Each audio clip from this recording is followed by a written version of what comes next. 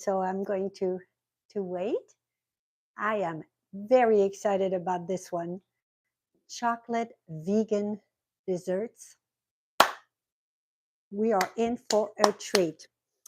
How is everybody? Today it is pouring rain in Connecticut, so it's very dreary, and nothing like chocolate to get me happy again. This is so dreary, but this should bring joy to the kitchen.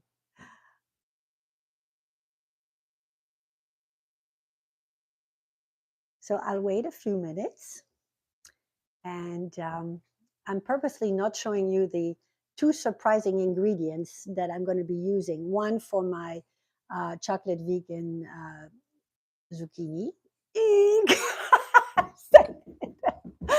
Well, that one, don't tell anybody. My chocolate vegan cupcakes. And here, I'm not going to tell you what's in my vegan crème au chocolat or chocolate mousse. Very surprising, especially the chocolate mousse. And I'll tell you a little bit more why I use it in a lot of my recipes. My children will tell you this ingredient is really a beautiful, nutritious ingredient that I love to hide in my recipes because I call this ingredient very humble. It doesn't let you know it's there. It just imparts its creaminess and its nutritional value, but you don't know it's there. You don't want to know it's there. But I will tell you. Good afternoon, Herman from Holland. Oh, I love it when that feeling of being in my kitchen and inviting you from all over the world at all different times. Here it's almost noon. I'm going to wait a couple minutes to get more people on, and we're going to get started. Oh, one of you, if you could at some point, if you have a timer, because I can't do it on my phone while I'm doing this YouTube, I will need a 15-minute timer, somebody to remind me 15 minutes are up once I put the cupcakes in the oven. I am sure to forget them because I'll be talking about my crème au chocolat by then. So if someone could do that for me, that would be great. Otherwise, I'll just have to remember by looking at my clock. Yeah, this is the one thing that's a little nerve-wracking about this particular live cooking show today is that I want to show you from beginning to end how to make my chocolate cupcakes. And I want to be able to bake them and show you after they're baked and maybe hopefully show you how I decorate them. But that requires putting them in the oven, waiting for them. And while we'll wait for them, I'll work on the crème au chocolat. But again, I have not done that live. I've done it on my other videos where I've prepared some ahead and show them to you. But I really wanted you to see firsthand how it comes to life from beginning to end. So one more minute, and then I'll get more. I'll get started. If you have any questions in the meantime, I take it all of you are chocolate lovers. Can you do a little wave if you if you love chocolate? It goes without saying. If you're here, you probably do. But I love chocolate myself. It's especially, and you'll see, I use dark chocolate, and it has some good properties. In order for you to eat chocolate and enjoy it, it cannot be without some added sugar in it. So I use usually 60% cocoa or 70% cocoa chocolate when I use it as chocolate. But you'll see when I use it as part of a baking, I use 100% cocoa, no added sugar, just completely unsweetened. In fact, let me get it. Yeah, I use simple.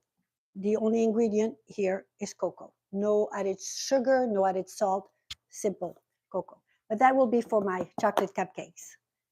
For my vegan crème au chocolat, today I could only find 60% cocoa in the supermarket. Usually I like to use 70% cocoa, which means there's less added sugar, but it's not very much.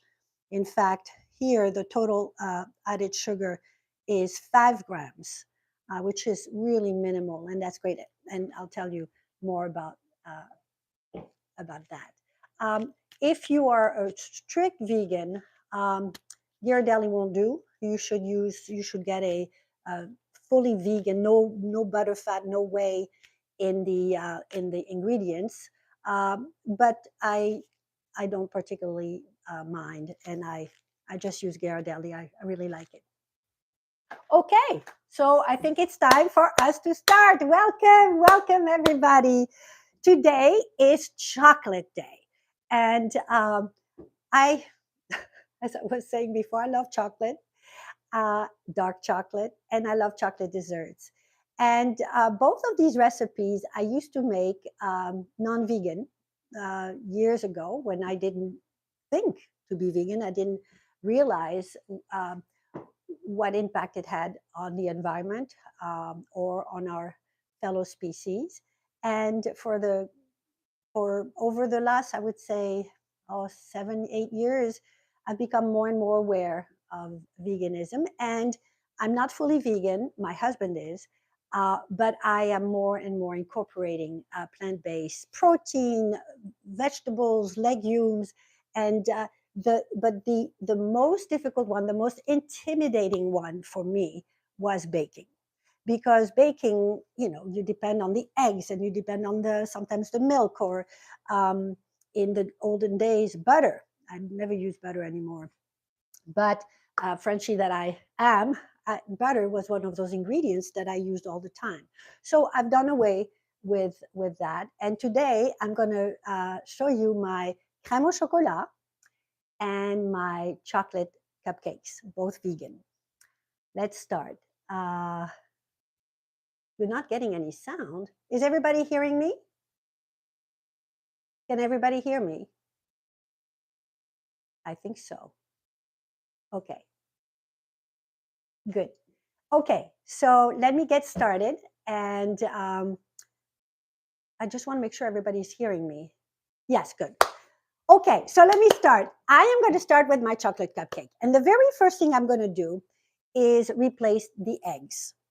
And today, I am going to be using flax meal. There are many ways to replace the eggs. I don't like to use the egg replacer things on the shelf. I don't. I like to use wholesome ingredients, and if I can, even improve on the nutrition. So flax meal, which are ground flax seeds, is such an ingredient. It is very nutritious. If you grind it, you have to grind it. You cannot use it with just the seeds themselves. You will not digest them. You either get them and then you grind them finely in a coffee grinder or whatever, or you buy them already ground, like you see here. It's called flax meal. There is dark and golden flax, it doesn't matter, flax meal. So they are going to take the place of the eggs. But first, you need to thicken them with water. Here's just 3 tablespoons of flax meal, and I am going to put just simply 7 tablespoons of water. And I laugh because, let me count 3. I'll tell you why. 4, 5, 6, and 7. Just cold water. And the reason why I laugh is, when you create a recipe, you have to make a lot of mistakes. You have to do a lot of trials and error and then see if it works. 7 was optimal. I haven't invented anything over here. People do that. But for this particular recipe, 3 tablespoons of ground flax meal and 7 tablespoons of cold water. And you let it sit a little bit, maybe 2 minutes, while I sift my flour before you use it. Okay, so put it aside. And then let me show you. Okay, good.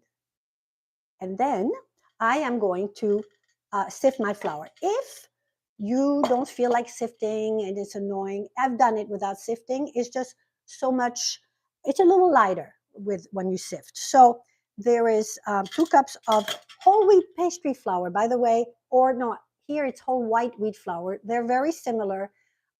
What I love about them is that they have fiber and that they also are not as heavy tasting as full whole wheat flour. Full whole wheat flour is great for bread, but not so good, I think, for those kind of delicate pastries. So I like to use, again, whole white wheat flour or whole wheat pastry flour. But if for the fiber, but if you don't have, you don't find, or it's a little bit more expensive than regular flour, then don't make perfection the enemy of good. Use white flour. You may have to adjust a little bit, but basically it's going to be the same. So let me, so I'm putting the flour in the sifter and I'm going to add my dark chocolate, unsweetened cocoa, 3/4 cups of dark chocolate, and 2 teaspoons of baking powder. You notice I don't add salt or baking soda to this. I find that it doesn't need it, and your brain and your digestive system would know if I added the sodium, even though you wouldn't know if I added the salt. So it would increase the sodium unnecessarily. In fact, it stimulates sugar and salt together, kind of stimulate the appetite center in the brain, and it would induce you maybe to eat more. And people do claim that salt enhances the flavor culinarily, perhaps, but perhaps it's just also the fact that your brain kind of is driven by that, and you don't need it. You don't need the added sodium here. It's a sweet dessert, and so the only thing I have there to rise it is a baking powder. Okay, so let me start to sift, and so I'm doing this with an old-fashioned sifter, nothing fancy here. And again, if you don't want to do that, if you want to skip that step, go ahead. It's fine. Nothing terrible will happen. But do make sure you mix the flour, the baking powder, and the cocoa before you proceed, because you don't want clumps of one or the other. You want them all together. Okay, so I'm going to do this, finish this, sifting it, and then I'm going to just put it aside while I get back to my egg, sugar, and oil. Again, the egg, quote unquote, is my flax meal, which you see. Let me see if I can show you. Yeah, it's thicker now. You see that thickness? It doesn't look very appealing, but don't worry, it's going to disappear in the batter. So let me show you what I'm going to do here.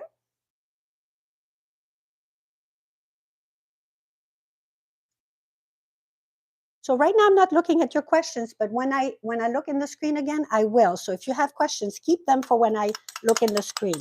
So I put all my flax meal. Again, it's 3 tablespoons flax meal plus 7 tablespoons cold water.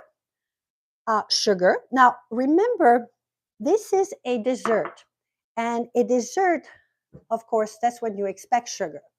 And I always say put sugar in its place. In a dessert, you expect sugar, especially in a chocolate dessert that uses unsweetened cocoa, because you have to make up for the bitterness of the chocolate that's unsweetened. And usually you put quite a bit of sugar here. It's a cup, which for the amount that it's going to make, it's going to make about 20 cupcakes, or a big bundt cake, or I think about 36, 3 dozen little cupcakes. So it goes a long way. But what I mean by put sugar in its place is where you don't need it or you don't want it is in the places that you least expect it, like in potato chips or in crackers or in chocolate sauce. If you look up the chocolate sauce, some of the chocolate sauces out there on the supermarket shelf, there is more added sodium, added salt than there is in a marinara sauce per calorie. It's insane. But the food industry knows that. And if you stimulate the appetite center with both sugar and salt, you are inclined to eat more. They know that. That means more products that they buy. But here, again, sugar where it doesn't belong, where you don't even know it should be there, it's there. You don't have, but in the dessert, you'll have a little sugar. So here's my sugar. And adding some olive oil, extra virgin olive oil. I love olive oil, of course. I'm from the Mediterranean, but you can also use extra virgin organic canola oil. Now, make sure that the canola oil you use is cold pressed. Cold pressed canola oil is actually quite good for you. Has I think it monounsaturated fat.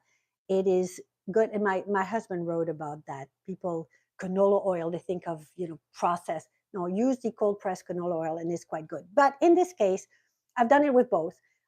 Today I didn't have canola oil, so I'm using olive oil, and I love using olive oil. It really gives it a smooth texture. It's just beautiful. Okay, so I have and a little vanilla.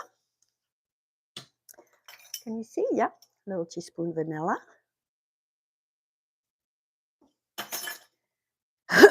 And then we proceed the way you would a regular non-vegan dessert. You just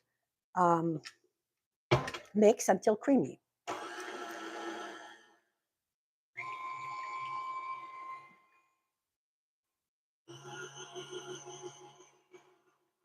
Let me look if there are any questions. I'm good. I'm good. Okay.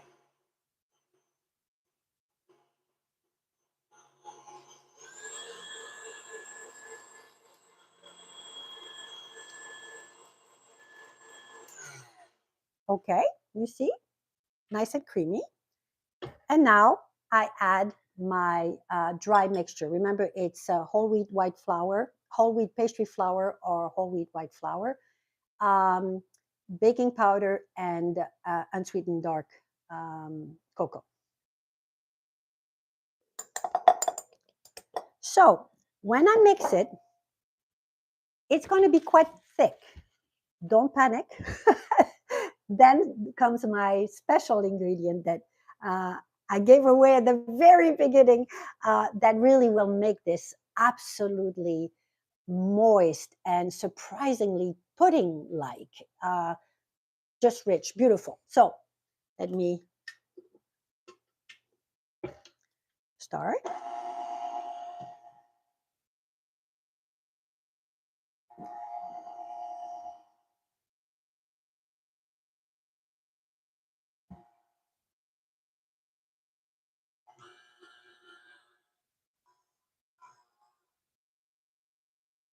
Okay, starting to get really creamy.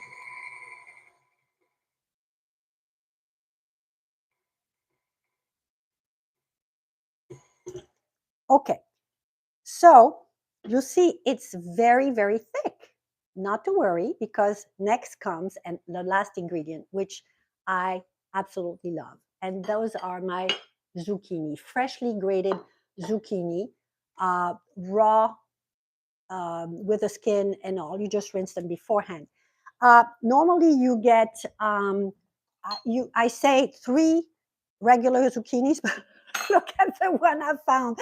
But I also told you on the recipe, and don't you worry, I have the link on the description below of the YouTube. Um, it needs to create 3 cups grated zucchini. So however many zucchinis, if it's a big one, a small one, you do it until you get 3 cups grated zucchini. So let me move this thing a little bit. There we go. Okay. Yeah, can you see? Yeah.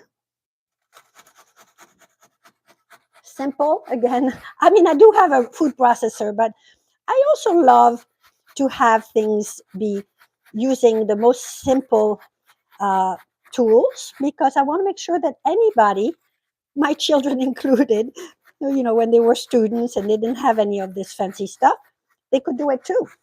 And everybody can get themselves a grater like that. And what's nice too about it is that it creates, it's so, you can see the zucchini, but don't you worry, in the batter, once it cooks, once it bakes, it will disappear. You will not even see a speck of green, surprisingly. So let me start to measure. See, I think this whole zucchini is going to be 3 cups. Think of your questions for when I look at the screen. That way I will be able to answer them live rather than afterwards when I look at it on replay. Okay, so let me see. Ooh, look how many this makes. Okay. Ooh, I'm going to measure this. I have the feeling this, look at how much there is here. Now, talk about healthy. I used to make these cupcakes for my children for birthday parties. And to know, and the children, even the ones who are invited who don't know that they're healthy, yeah, about 3 cups. Look at that. Yeah. Would love them. And what I loved about them is that they were actually hiding some vegetables for them. How lovely is that? But again, you don't know they're there.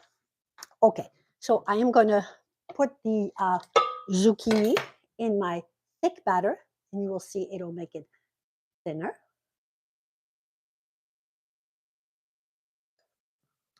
All of those zucchinis. Now, again, when I created this recipe, as a scientist, I played with a different amounts, and when I think I started with 2 cups, thinking, oh my goodness, I cannot push the envelope so much, right? That it's going to taste like a zucchini cake. There's nothing wrong with a zucchini cake, but if you want chocolate cupcake, you want chocolate, and you don't want to absolutely know that there's zucchini in there. But they disappeared so much, I added another 1/4 cup, a 1/2 cup, and I went as far as 3 cups, which is where I stopped, and it's just perfect. So it's just the perfect balance of nutritious and delicious, where I found the right amount that worked. Okay, so I'm going to show you how I mix it. It's going to become less thick, and although you'll see a little green in the chocolate batter, you will not see it once it's baked. That's why I want to show it to you after it's baked, after it goes in the oven.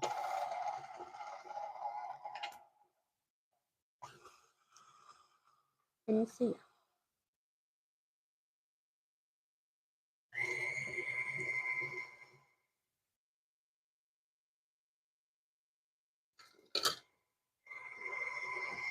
Let me scrape the sides a little bit so I get every bit of the zucchini that I can.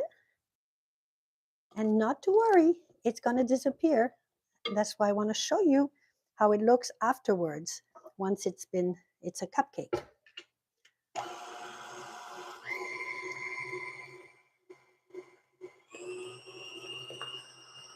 There we go. There we go.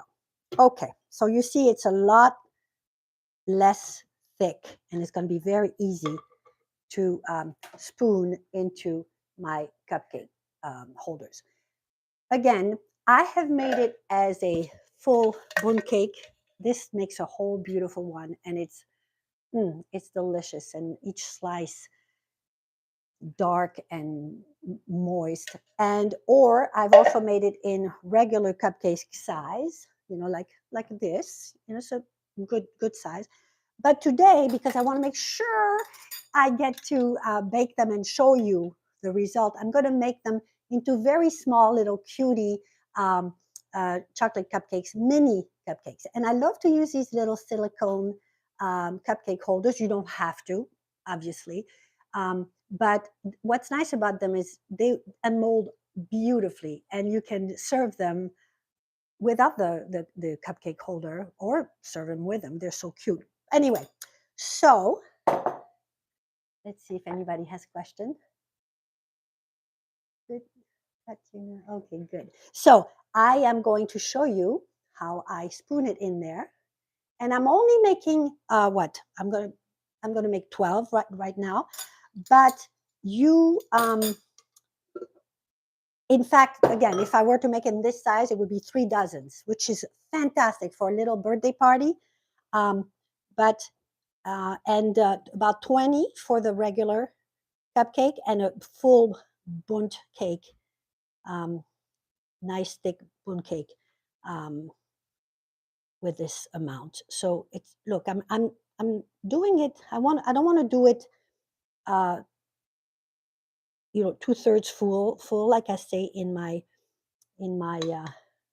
website, because I want you to see the how beautifully tall and moist the texture will be. I have a funny story about that. When I first made this, after I played with it with different amounts and stuff like that, I was playing with the temperature of the oven. That too has an effect on the cooking, the baking, and the result. Well, as I'm baking it, and I'm quite proud of myself because I'm looking inside the oven while it's rising and it's popping high, and I'm thinking, wow, I know how to bake vegan. I'm so proud of myself. This is great. Literally, this was my first pastry, vegan pastry. I've made many since, different created recipes. But so I'm looking at it and it's looking nice and tall. And then, oh, I'm so proud. I take it out of the oven. And as it's cooling down, it flattens. Boom. And I'm thinking, oh God, that's it. That, you know, I just don't know how to do this. And oh my God, it's gonna be disgusting, kind of doughy. And so I let it be and I took a deep breath. And then I thought, well, let me taste it. Oh my God. It was so wonderful. And let me put it in the oven. I'll finish my story in a second. Oh, it's gonna fall. So no, you'll just have to trust me. This thing is gonna fall. I hope not. I'm gonna put it in the oven. I'll be right back. Finish my story. So I'm putting it in a 350-degree oven, and if somebody could time me for 15 minutes so I don't forget about it, it's now 12:23. Thank you, 10, yeah. So about, a little bit before 12:40, I want somebody to tell me, please get it out of the oven. Maybe I'll remember. But anyway, my story was, I thought they were ruined, but I tasted them and they were delicious. And I thought, wow, okay, this is not what I expected, because they were fudgy and delicious, not doughy. Do you know that I've never been able to recreate that again? I Now they rise and they stay risen, and I don't know what I did differently.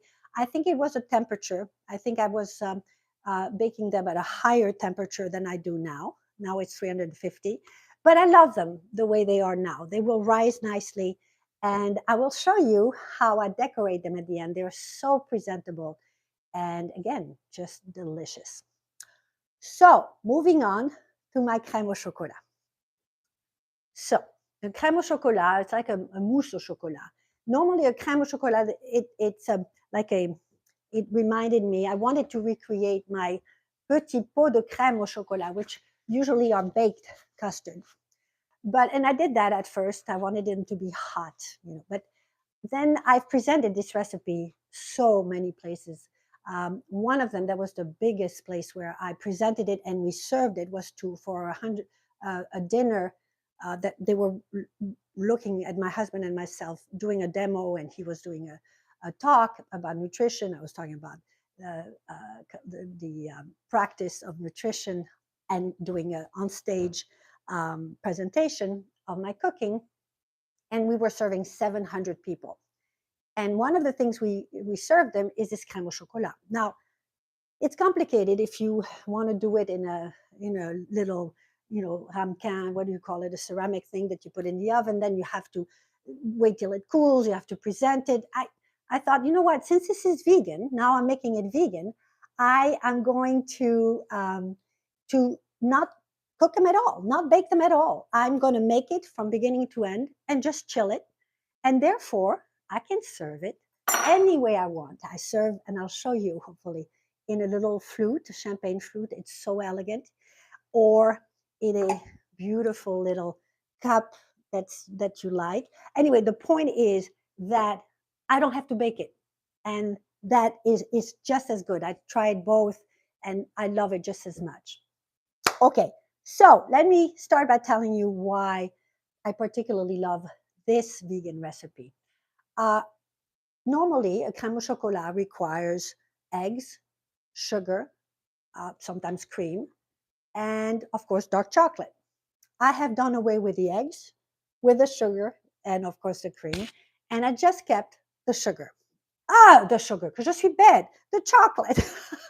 I'm futzing here with my tripod. That's why I'm a little, I hope it doesn't fall. Okay, well, anyway, I'm going to show you my crème au chocolat and how I do it. So as I said, I got rid of, this thing is not, it wants to fall. Sorry, let me just kind of get it better. Okay. I wish I had one of you, my Natalia or Valerie or Corinda, to hold it for me. Come on. It wants to, no?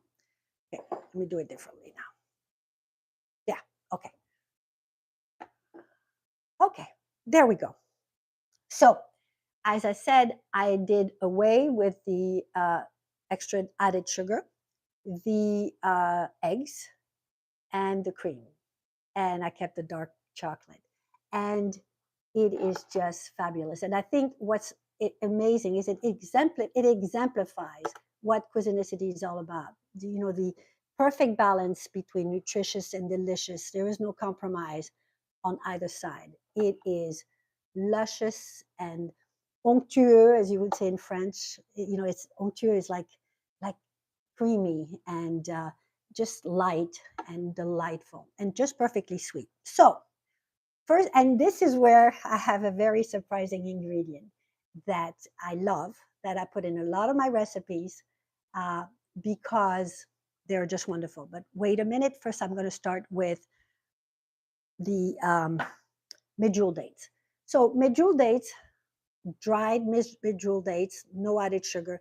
This is where the extra, it's intrinsic to them, the sugar. This is where the sweetness is going to come from. That and from the sugar that is already in the 60% cocoa chocolate bar that you will use. You cannot, I've tried to use unsweetened dark chocolate. It becomes chalky and it's unedible. So 60% cocoa chocolate. So the little medjool dates, what I do is so that they blend in beautifully and you don't taste them. You just want to know that they're going to sweeten, they're going to give their sweetness to the crème au chocolat. What I do, just move this rather than that. Yeah. What I do is just I pick them. There, I think I have 5 of them. Again, I tested many different versions, and this is the perfect version. 5 is just right for the sweetness. And also, you don't want to add so many that you will taste dates. You don't want to taste date in a crème au chocolat. You want to taste crème au chocolat. So one little trick that I have is I add a couple tablespoons of cold water, and I'm going to put it in the microwave for 20 seconds, just so that in case they are not soft enough. Sometimes they're perfectly soft. You don't even need the water. But I want them to be really, really moist and blend beautifully with the rest. So I'm just going to put them in the microwave for 20 seconds. Go.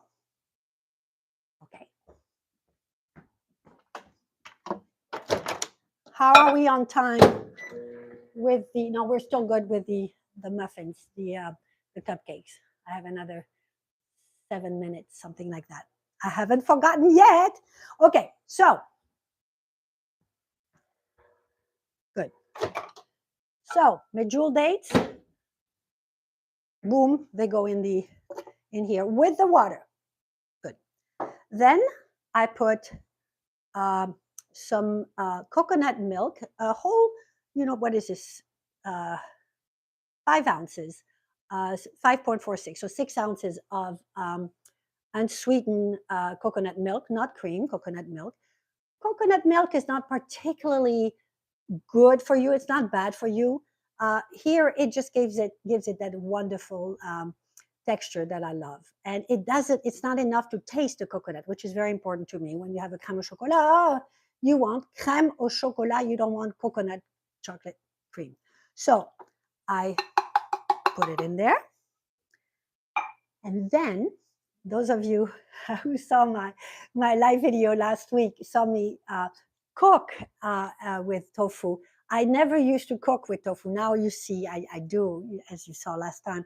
But I did create this recipe a long time ago before I even liked tofu. But in this case, I use silken tofu, and I love it because literally you do not taste it. It imparts its creaminess. And if you don't find the silken one, the firm one will do. But what's important is you make sure you put everything, the water that's in there, usually that you drain, don't drain it, put it right into your blender.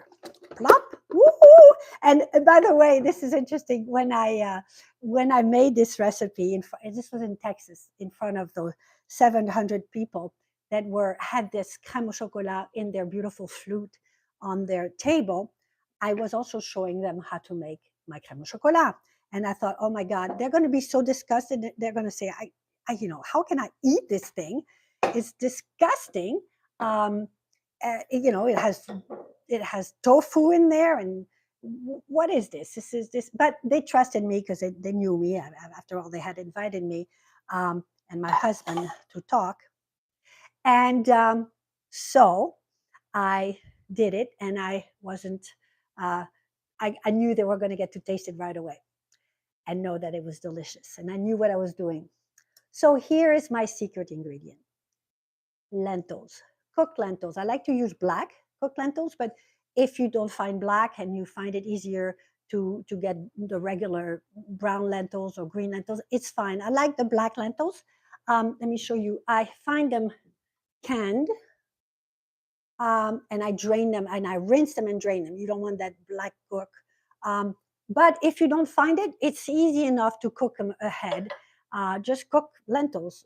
All you need is a half a cup of cooked lentils, and make sure they're nice and soft, because you don't want to know they're there. They're going to be really disappear in the batter. And again, I call them humble. All they do is they don't want you to know they're there. All they do is impart their creaminess and their beautiful nutrition, their fiber, their plant-based protein. And that's another one of those desserts that I love to give to my children because they loved it. And I knew I was also feeding not just their soul and their heart with it because they loved it so much, but also their beautiful growing bodies. So lentils, half a cup. I'll tell you what else I use lentils in a minute. I use a lot of different recipes, but I'll tell you about a particular one. So I put it in there. And then, of course, the dark chocolate. So here I melted it ahead.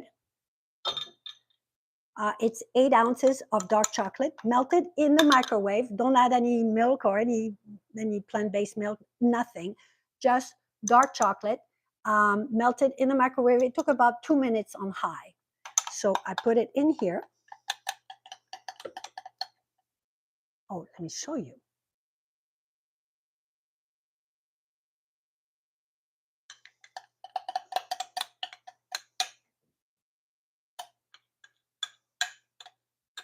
Let me get the spatula to get every little bit. Wait, while I do that, I want you to see it so much better than this. There we go. Okay, and let me get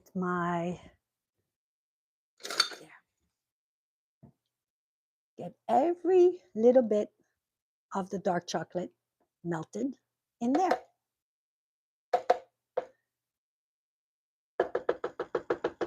And that's it. So, blend it.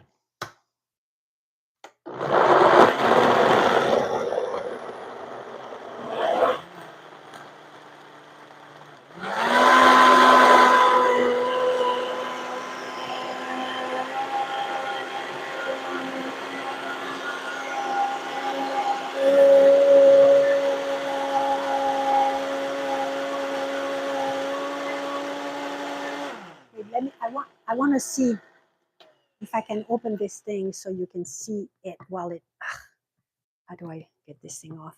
I just got this beautiful blender, which, oh my God, it's fantastic. Well, I'll open it. Actually, let me open it. It's not done yet, but I want you to see how it's starting to look like it's supposed. Oh my God. So you mix it a little bit to make sure you get everything in there. Oh my goodness. Oh my goodness. Look at that. Okay, so one more.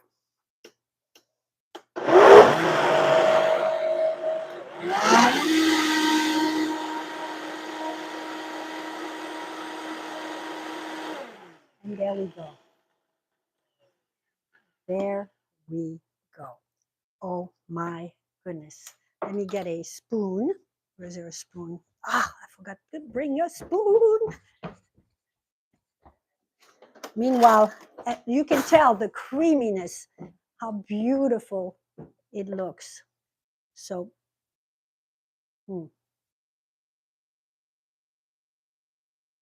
oh my God, it's so good. So let me show you how, oh, let me see my muffins, how they're doing. They should be done. Let me go look.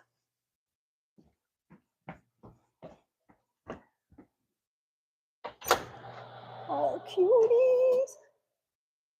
I think they're done. You just see. They're done inside.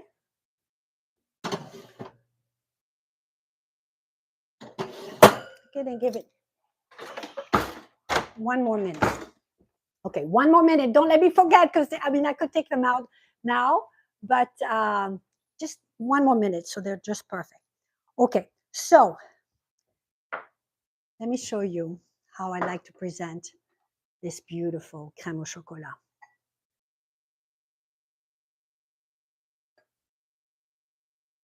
I like to do it slow motion.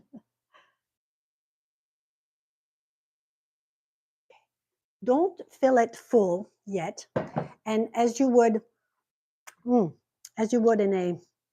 a restaurant, you would then make this part here disappear with a napkin, but it looks beautiful presented like that. Or again, like I said, in a beautiful little cup like this, and you serve very little, and one with a, let me show you, and you put a spoon in it.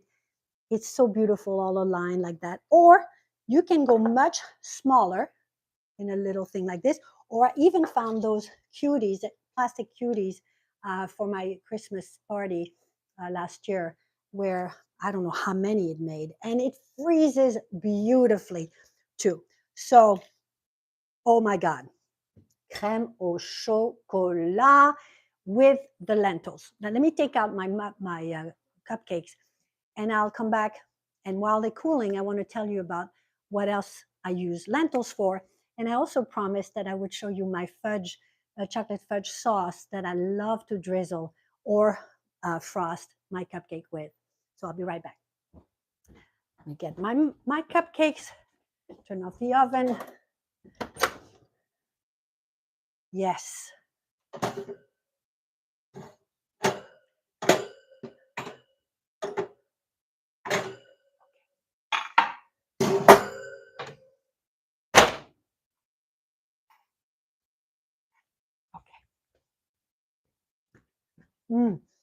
It smells so good in the kitchen.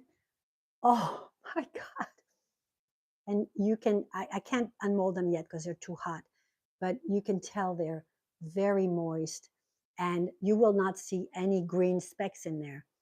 And yet the zucchini will give it that beautiful, beautiful texture. Okay, so while they're getting cooler, I'm going to let you in on my chocolate frosting. Ridiculous. 2 ingredients. Again, my 60% Ghirardelli dark chocolate, 4 ounces, and that will cover all my cupcakes or a big cake. And so I break it break the little squares.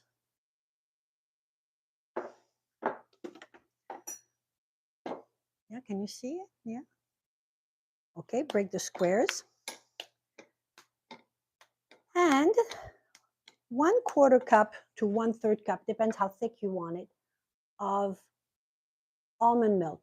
I like oat milk, I like cashew milk, I like soy milk, but always unsweetened and no flavor to them, just plain. And I am going to put it in the microwave for about a minute. Be right back. See my, so I don't, I don't lose you. Okay, that's it. I'm going to mix it and it will create that beautiful, perfectly sweet fudge sauce that I love to use as a frosting or as a drizzle. Because what I like to do is, you don't need that much, chocolate. They're already chocolatey enough. So I like to put my chocolate sauce, once it's cooled down, in one of those little plastic uh, squeeze bottles. You can get them at a supermarket for nothing. I forget how much I paid. But you fill it up. Again, you can do it while it's hot. And what you do is you drizzle the chocolate like a zigzag on top. It's so beautiful. And it does give it some beautiful flavor, but it makes it that much more festive. But one other thing that I like to do, let me see if it's not ready. It's a little too, it's okay. It's a little hot. Look at this beautiful little gem.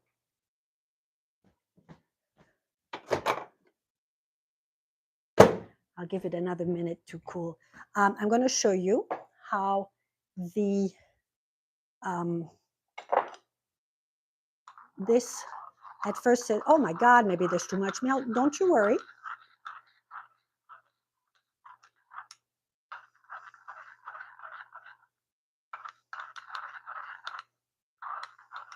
Just mix it.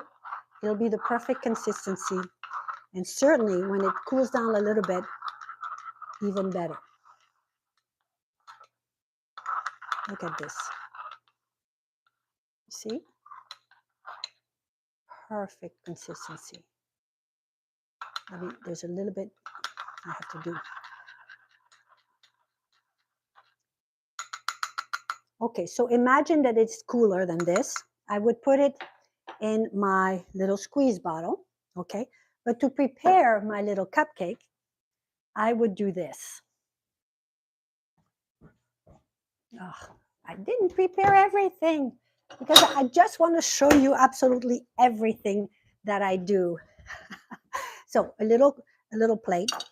I'm going to unmold this little cupcake. Again, it's a little too hot yet still, but I'm going to simply put a little. No, you can completely frost this if you want. That's fine with the chocolate fudge sauce that I showed you, or you can, and I love to do this, and it's so beautiful to see. Or let me put it here. You can just simply do this. Very little bit of powdered sugar, and again, with a squeeze bottle, I can't put it in there because it's going to melt. You drizzle a little bit of chocolate, right? Look how pretty. You can serve it just like that, or, and I love to do that, especially any excuse to add fruit or vegetables to the kids' cupcakes or to anything I make for them. You cut a strawberry, you put it on top, and you get yourself a cute little, just a toothpick, or a toothpick that's already been uh, decorated. And there you have it. Look how pretty. I'm going to show you the inside. Again, it's a little too hot, but I wanted to show you from beginning to end. And let me show you the inside.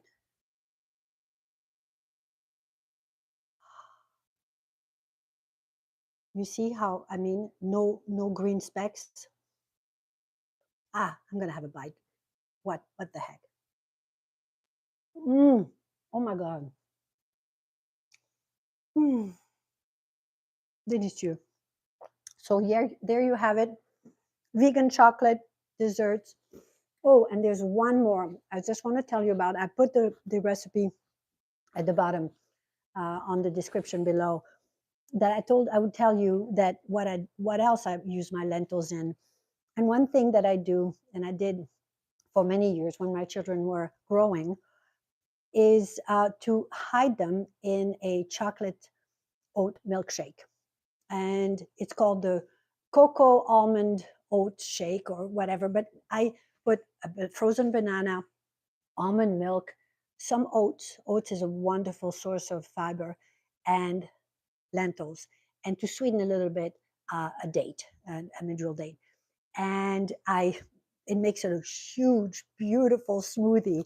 And imagine how the kids love that. Those who love chocolate, and again, they don't know that there is such nutrition in there that fills their body, that helps them grow.